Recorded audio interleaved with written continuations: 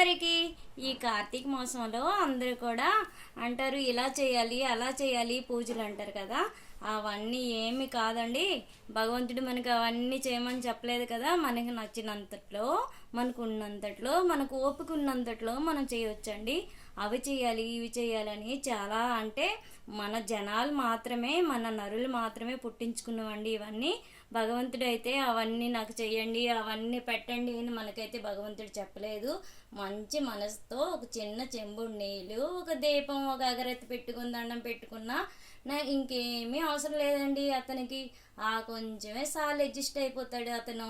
ఎందుకంటే మనం పిలిస్తే వస్తాడు కాబట్టి. ఎందుకంటే మన బాధల్లో ప్రతి ఒక విషయంలో అతను నిల్చుంటాడు. అతను లేనిదే మనం లేం కదా. అందుకు ఆ మాత్రం కొంచెం మనం మన గుండెల్లో పెట్టుకొని మనం పూజించుకుంటే చాలండి. భగవంతుడు ఆ శివయ్య ఆ తండ్రిగాడైతే వస్తాడండి, మన బాధలన్నీ పంచుకుంటాడు.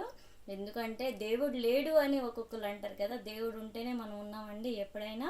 దానికోసమే మనం మంచిగా పొద్దున్నే స్నానం చేసేసి కొంచెం ఒక నమస్కారం చేసుకుంటే చాలండి. ఇంకా మనసులో ఇంకా భగవంతుడు ఉన్నట్లే. భగవంతుడి మనసులో మనం ఉన్నామండి, లేకుండా ఇవన్నీ అవ్వట్లేదు కదా. నేనైతే ఇవన్నీ చెప్తున్నానని మీరు ఇంకొకలాగా అనుకోకండి. కొంతమంది తప్పుగా అర్థం చేసుకుంటారు. ఇదంతా ఉన్నదిలే, అలాగే చెప్తారులా అంటారు. అదేమి కాదు. మనం అయితే మూర్ఖత్వంగా అలా మాట్లాడకూడదండి. మీరు కూడా ఇలాగా శివయ్యని ప్రతిరోజు కూడా నమస్కారం చేసుకోండి. ఏమైనా పెట్టినా పర్లేదు, పెట్టకపోయినా పర్లేదు. స్నానం చేయండి చేయకపోండి, మీ మనసులో ఉంటే చాలు. ఓకేనా? బాయ్ అండి అందరికీ.